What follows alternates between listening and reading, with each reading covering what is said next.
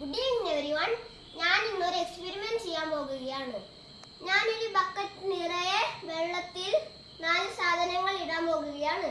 ഒരു ഇഷ്ടിക, ഒരു കല്ല്, ഒരു മരക്കഷ്ണം, പിന്നെ ഒരു ഇരുമ്പിന്റെ കഷ്ണം.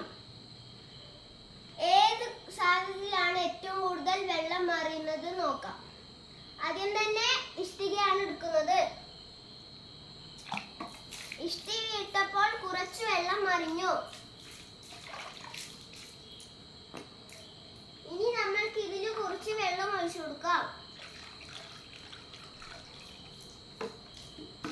അടുത്തത് ഇടാൻ പോകുന്നത് മരക്കഷ്ണമാണ്. മരക്കഷ്ണം ഇട്ടപ്പോൾ ഒരു തുള്ളി വെള്ളം പോലും പോയില്ല.